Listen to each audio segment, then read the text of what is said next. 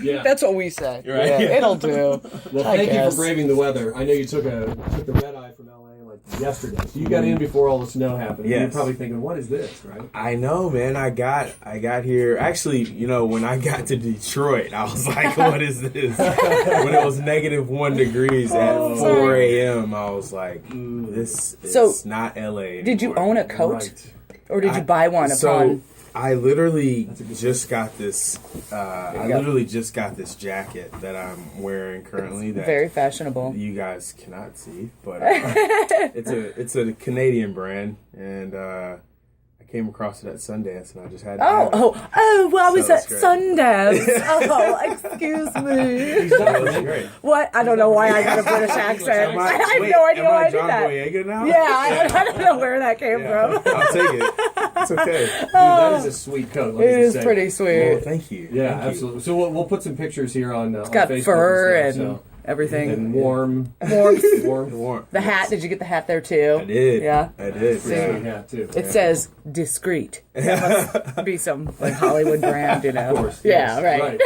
From Hollywood. Or from England. Oh, Yeah, it's from England. Who's the Hollywood star you guys are having today? You. The real It's Hollywood. you. Oh, Yeah, no, it's actually you. Yeah. Oh, you're talking about the British version? Yeah.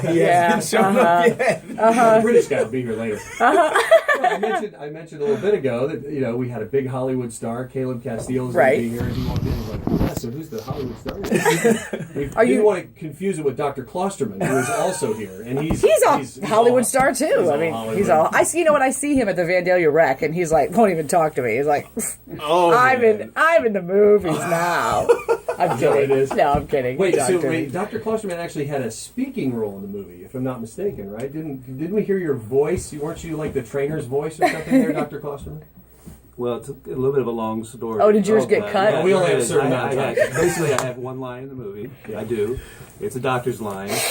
And amazingly, it took me 80 takes 80 to get takes. it right. 80? You're lying. Maybe 79. Oh my God! Were you there for his scene? I wasn't there. I was in my trailer. Okay. His He was in his He's a trailer. Hollywood star. It's the pivotal point of the movie. Oh, it And is? when you see it, it makes the movie.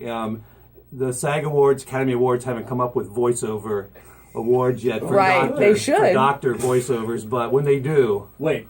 For I'll be cameos. back. Okay. They should have an award for best cameo. Oh, absolutely. That should be an award. Best cameo I think. should totally be it. Do you remember your line? Oh, my line? Yeah. You want me to do it? Sure. Okay. Do it. I think he's too hurt to go back in the game, coach. Oh, you nailed it! Wow, I really bought it. What an honest performance. There you That have was good. Believable? It sounded like you were reading it, kind of. Yeah. But, Caleb's like, how did I get roped into this? That was great, Dr. K. That was amazing. Let's talk about Caleb for a second here, because the movie is fantastic. We had a chance to see we saw the premiere, yeah. last fall, thanks to Dr. K, who delivered that amazing line. And if you have not seen the movie, Amazing. it is fantastic. It's a football movie, but it's so much more, about life. And you play Tony Nathan. Mm-hmm. And Caleb, I think it's really interesting. You were kind of telling me how you got this role. Yeah. That's a kind of a story within a story. Yeah, totally. I mean, you take a young kid who grows up in Birmingham, Alabama, just kind of, along the same parallels of Tony Nathan, the character I play. And, I grew up playing high school football, come from a football family, and, so I went to the University of Alabama just like my dad and two older brothers. Right. And I got towards my junior year, and I was kind of getting this feeling like, there's got to be more to life. Like, what else am I good at? Right. Than football. Yeah. And so I thought about like radio and different things like that. And then immediately it went out, Right, yeah. And so I was like, radio, movies. Yeah, radio. One of them you can see your face, and the other one you can't. That's why we do this. No, totally. Right. So, yeah, man, I ended up just pursuing acting, kind of off of a whim, but also on this whole trip of just being able to be, hopefully be a positive influence in today's culture, definitely with youth. And so was like, I think it would be really neat if I could go into Hollywood as a young guy, but just kind of taking this leap of faith because I had to quit football my junior year. Wow. Yeah, after we won national championship. So I go on this whole journey, about 2-year journey, and then we come up on Woodlawn, and it's just a story that's just like, you come across a script like that as an artist, and you're like, I will literally I will do anything. Yeah. I mean, I will get the director coffee. I will pick his kids up from school. Like, whatever, I'll do whatever. And so I end up auditioning for the lead part, of course, and end up not getting it. So I go through this 3-week not audition process, but I went through this 3-week rehearsal process where they were trying to figure out the other parts of the cast, like on the football team, because they wanted to make it as authentic as possible. They didn't want to bring in Jeff Stevens to play football. Well, I mean, no, we had a lot of guys like Jeff, on the football team. What does that mean? Tall and lanky? No. I mean, really good speakers? Yeah. Yeah, exactly. Exactly. We definitely we had some guys with some real football experience more than on the acting side. Yeah. Right. Oh, okay. And so, gotcha. And I ended up being the lead stunt double for the character that I actually played. So after this 3-week process, did you poison his coffee or something? Yeah. What happened? Yeah, we'll get to that. Okay. Okay. Good. Yeah. All So 3 days before production, I get a call Halloween morning. Like, it was October 2014, and it's like 7 a.m. and they wakes me up, and I'm like, what's going on? And it's the director, and I'm like, why is he calling me? Yeah. And so we have a conversation. In the conversation, he basically tells me, like, look, the guy who we originally hired, we're having problems getting him over from England. Oh, he was a British actor. Get out of town. Yeah. So no way. Yeah. He was a British guy who's incredible, and they were having trouble getting him over, and I come to find out he had visa issues. Oh, yeah. So no it way. was not sabatage on my part. Okay, this wasn't like a pageantry. Right, yeah. Okay, that's good. Exactly, and so they took me back through this process of trying to fill it out, see if it'll work, and end up working. It worked. So you had 3 days, right? 3 days to prepare. Is that? Yeah. Is that rumor? Is that true? No, that's true. I mean, at least you had the football part down. Yeah, the football. It was like, I was like, okay, being, I'm a very green actor. Like, I was basically having to just be very coachable, which I was used to. And so, I mean, I had one of the best coaches in the world in that field helping me along the way, John Voight and Sean Astin. Can you believe that? And Nick Bishop. Did you love Sean Astin? My gosh, I could have asked for a better team surrounding me in this film. Like, I think that make you better. Right, exactly. Yeah. It would have been, I think, a much harder process if I had not have had the actors around me that they did. Like, from day one, the director and all the producers, they were like, look, we're just going to surround you with the best team possible. Yeah. We're just going to make you a star. Like, if you could just listen and trust us, then this is going to work out great. That's cool.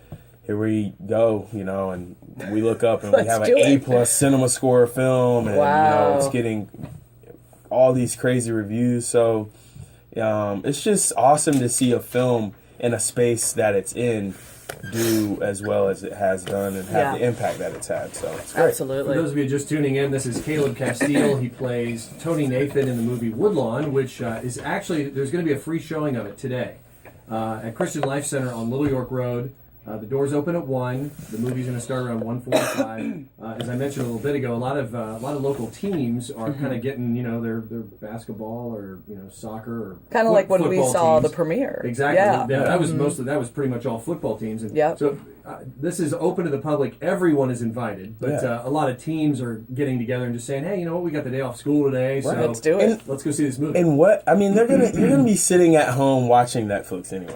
Yeah. You might as well come see a movie that's not quite on Netflix yet, but it will be there. I mean, and you know, how often do you get to see movies With the star there. Well, yeah, that, but like With Dr. K there. Dr. K there too, you know, and like, you know what I mean, for free with your friends, you know, so it'll be cool. I just, I think the coolest thing about this process for me is just being able to get out and touch the fans and see like real life stories of like people who have been impacted by something that you've had a hand in creating. It's like, wow. Like, it kind of blows my mind. It's such a powerful movie. Was it an impact, you know, like a I guess, learning experience for you, having played football, high school, and college? Did you look back going, I can't believe that people like me had to do, you know, play under these type of situations? Yeah, I think, because you never had to, right? Right, like yeah. in real life. Yeah, honestly, for me, it was like, I was like, Did I it can't. make you sad? Yeah, for sure. Like stepping into that time period, emotionally was like, I was like, oh my gosh, like the things that I worried about in high school.